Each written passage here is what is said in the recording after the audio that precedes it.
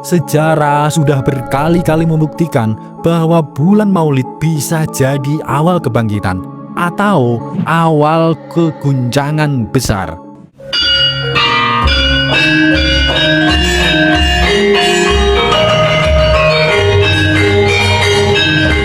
Assalamualaikum warahmatullahi wabarakatuh. Salam waras-waras wae.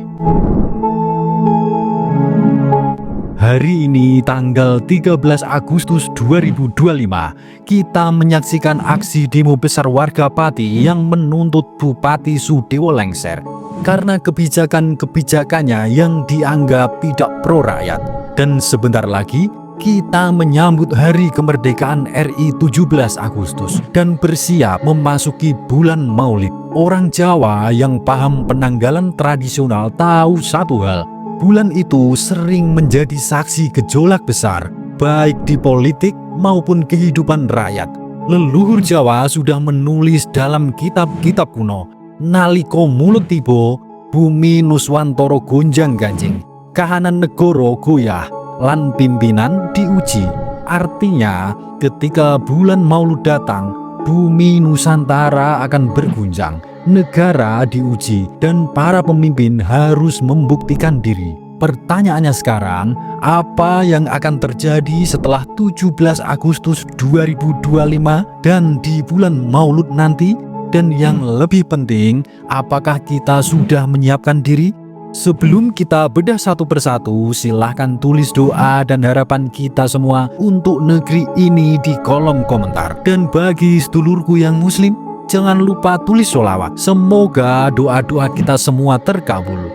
Peristiwa yang pertama, geger geden di pusat pemerintahan. Bulan Maulud selalu punya reputasi sebagai bulan membuka topeng. Dalam tradisi Jawa, ini adalah masa di mana rahasia terkuak dan kebohongan sulit bertahan. Setelah 17 Agustus, tanda-tanda geger geden mulai muncul. Beberapa menteri dan pejabat penting yang selama ini terlihat kompak, mendadak saling sindir di media. Ada yang mengundurkan diri tiba-tiba, ada yang secara mengejutkan dipecat. Orang Jawa melihat ini bukan sekedar dinamika politik biasa. Mereka percaya ini adalah ulah sangkala, waktu yang memaksa pemimpin menunjukkan sifat aslinya. Bisa jadi ini terkait perbedaan pandangan tentang arah pembangunan atau karena tekanan dari luar negeri. Tapi yang jelas, bulan Maulud ini akan menguji apakah Indonesia benar-benar punya pondasi politik yang kuat atau hanya kelihatan solid di permukaan. Dampaknya, isu ini akan menjadi bahan empuk media internasional. Negara-negara tetangga termasuk Malaysia akan mengamati apakah kegaduhan politik ini mempengaruhi posisi tawar Indonesia di kawasan. Peristiwa yang kedua, sengketa perbatasan Indonesia-Malaysia mencuat lagi. Leluhur Jawa punya pepatah, tetanduran ing wetan, rebutan ing kulon. Artinya ketika kita sedang fokus membangun di dalam negeri, ancaman sering datang dari barat. Di bulan Maulud nanti, kemungkinan besar akan muncul ketegangan di perbatasan Indonesia-Malaysia, terutama di wilayah Laut Ambalat atau perbatasan Kalimantan Utara dan Sabah. Bisa jadi ini diawali oleh insiden kapal patroli yang saling klaim wilayah atau isu nelayan yang ditangkap, dan biasanya kejadian seperti ini langsung memicu sentimen nasionalisme di kedua negara. Kenapa ini penting? Karena pada saat yang sama kondisi geopolitik Asia Tenggara sedang panas. Negara-negara besar seperti Amerika Serikat dan Tiongkok terus berebut pengaruh di kawasan, dan Indonesia-Malaysia berada di jalur strategis. Jika hubungan kedua negara memanas, akan ada pihak luar yang memanfaatkan situasi. Peristiwa yang ketiga, gerakan rakyat yang tidak diduga di Pulau Jawa. Sejarah Jawa mencatat bahwa bulan Maulid sering memunculkan geger rakyat, perlawanan yang datang dengan tiba-tiba. Dalam prediksi spiritual mengatakan akan ada aksi besar di salah satu kota di Jawa Tengah atau Jawa Timur. Pemicu utamanya bukan isu politik langsung, tapi kebijakan ekonomi atau pajak daerah yang dirasa memberatkan rakyat. Aksi ini bisa berkembang dari protes kecil menjadi gerakan masif.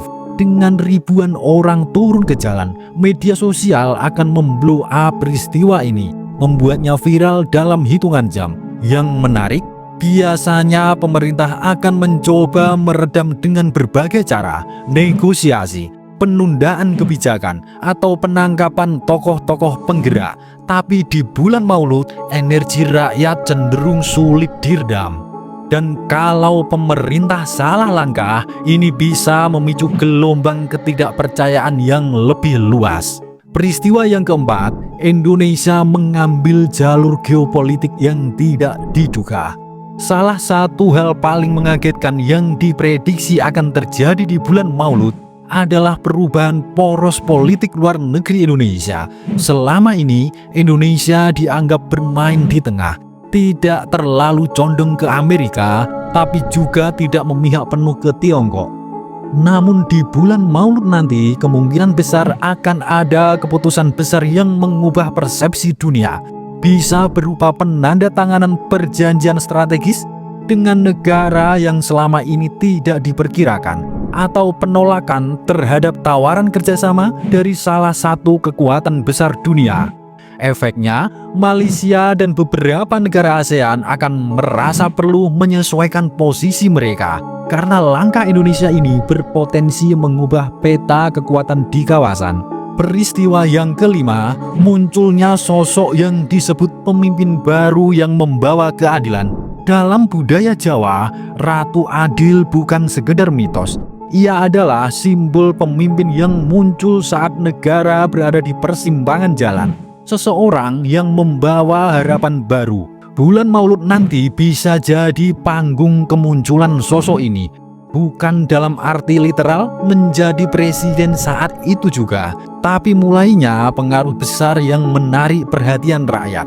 Mungkin ini adalah figur muda atau tokoh yang sebelumnya jarang muncul di panggung nasional, tiba-tiba menjadi populer karena sikap yang tegas, ide yang brilian, atau keberpihakan kepada rakyat. Media akan membicarakannya. Rakyat mulai mengaitkan sosok ini dengan ramalan leluhur, dan lawan politik mulai merasa terancam.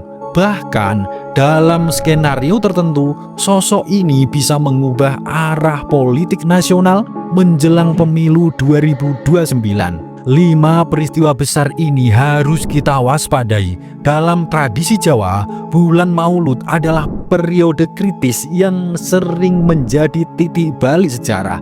Dari geger di pusat pemerintahan, sengketa perbatasan dengan Malaysia, gerakan rakyat di Jawa, perubahan poros geopolitik, hingga munculnya sosok Ratu Adil. Semuanya punya potensi nyata jika dilihat dari kondisi politik dan geopolitik saat ini.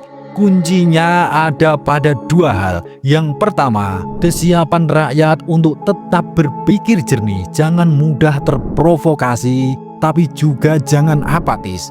Yang kedua, kematangan pemimpin dalam mengambil keputusan. Karena di bulan Maulud, satu langkah salah bisa mengubah peta politik dan keamanan negara. Sejarah sudah berkali-kali membuktikan bahwa bulan Maulid bisa jadi awal kebangkitan atau awal keguncangan besar. Suradira Jaya Ningrat lebur dening pangastuti. Wassalamualaikum warahmatullahi wabarakatuh.